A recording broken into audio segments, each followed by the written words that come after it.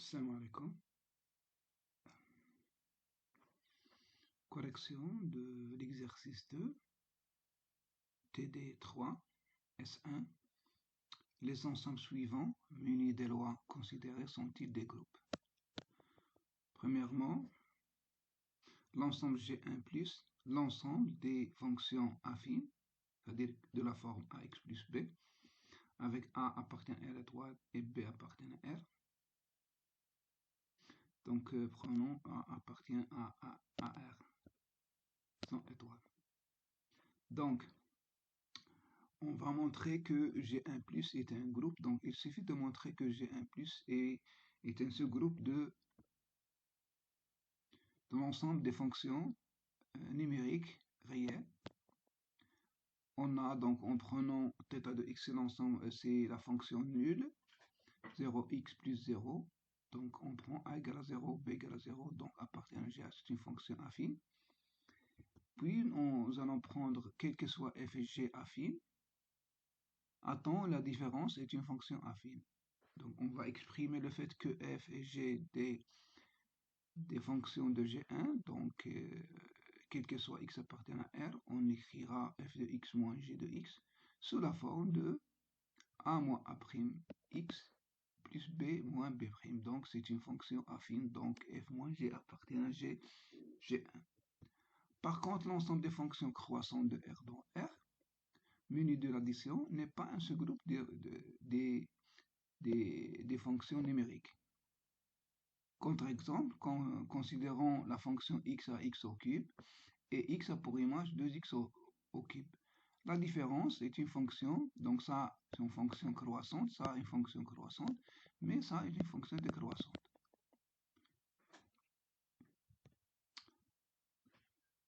On va résumer, donc on a un ensemble fini, donc on va dresser la table, ici la table, la loi on aura.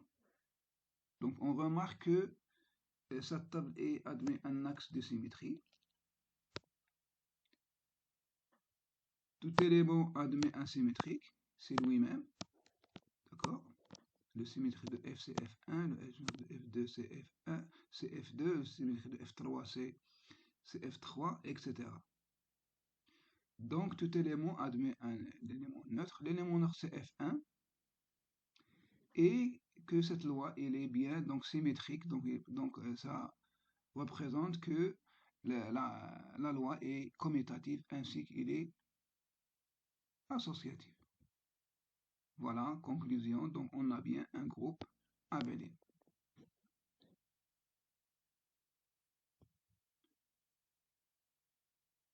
La partie à exercice 3, donc on considère A, l'ensemble de A plus B racine de 3 avec A et B sont des rationnels. Montrer que E plus est un groupe abélien. Donc on sait que E est une partie de R, donc il suffit de montrer que E plus est un sous-groupe de R plus qui est un groupe commutatif, c'est-à-dire abélien. Donc la première condition, on prend A égale à B égale à 0, donc on remarque 0 appartient à E. Et on va considérer deux éléments x, y de E, et on va montrer qu'il est stable à x moins y appartient à E. Voilà. Donc il suffit de remplacer x et y par leur valeur, et on obtient A moins C plus B moins D par ça appartient à Q, ça appartient à Q, donc c'est un élément de E. Deuxièmement, montrer que E plus multiplié est un anneau commutatif. Donc de même, donc il suffit de montrer que E plus multiplié est un sous-anneau commutatif de R plus multiplié, qui est un anneau commutatif. D'accord? Donc l'élément neutre de la deuxième loi appartient à E. Il suffit de prendre A égale à 1 et B égale à 0. Deuxième point, on a déjà montré que E plus est un groupe commutatif est stable par multiplié. Donc, on prend deux éléments de E, voilà, et on va calculer ou bien montrer que E est stable par multiplié. En effet, donc on va remplacer le x fois y et effectuer les calculs, développement. Donc voilà, donc ça, c'est un appartient à Q parce qu'on a le plus multiplié est une loi de composition interne dans Q. De même pour AD plus B appartient à Q. D'où cet élément-là appartient à E.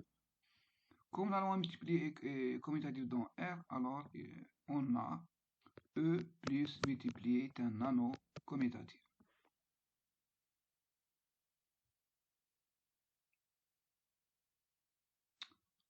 Donc, on va prendre H, un ensemble A plus B racine 3, tel que A et B appartiennent à Z.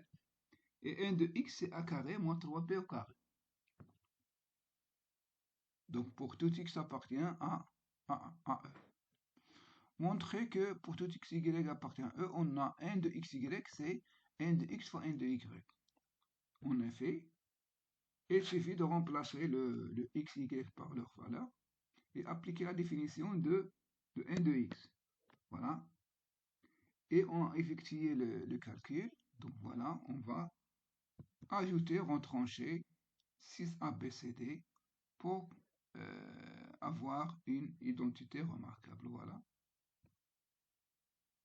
Voilà, donc on aura AC plus 3BD au carré. Voilà.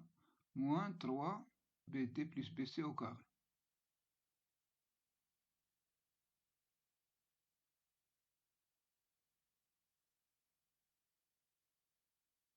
Voilà. Et on aura bien l'égalité de n de x fois n de y, elle est bien égale à n de x. Ou bien calculer n de x, y, n de x et n y, et aussi calculer n de x et comparer, d'où l'égalité. Voilà. Montrer que tout élément de h est inversible si seulement si la norme de x est plus ou moins 1. Ou bien n de x égale plus 1. Donc pour l'implication directe, si x est inversible dans E, c'est-à-dire qu'il existe y appartient, tel que le produit c'est 1. On va composer ici par n, on obtient bien n de xy égale à n de 1 égale à 1. C'est-à-dire quoi? Donc c'est-à-dire quoi? Donc on aura n de x fois n de y égale à 1. Donc on a n de x appartient à quoi? Appartient à z. Ça appartient à z.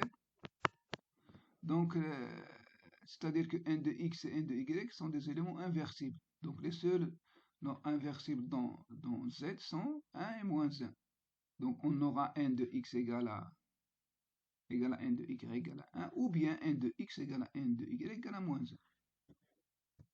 Réciproquement, on prend x appartient à A et appartient à E tel que A, x égale à A plus B racine de 3. Donc en passant à tel que n de x égale à 1, c'est-à-dire que en utilisant la définition de n de x, c'est-à-dire que a carré moins 3b carré égale à 1, par suite, on a une identité remarquable, on n'aura pas quoi? A plus b racine de 3 fois a moins b racine de 3 égale à 1. Donc on a bien x, il est inversible, ça c'est x, et on a x moins 1 égale à a moins b racine de 3. Voilà. Deuxième partie, donc on va considérer AB appartient à l'intervalle ouvert 2 plus l'infini. On définit la loi de composition interétoile par A étoile B, c'est A moins B fois B moins 2, plus 2. Soit la fonction définie de R plus étoile vers I, telle que f de x égale de x plus 1 sur x. Montrer que f est un isomorphisme de R étoile plus multiplié vers I étoile. Voilà. Donc, on va montrer que f est bijective et est un morphisme de groupe. Voilà donc la définition de la bijection. Donc, quel que soit y, on est l'existence et l'unicité de x telle que f de x égale à y. Donc, en remplaçant f de x par sa valeur de x plus y sur x, donc on a x appartient à x, c'est-à-dire que x différent de 0. Voilà.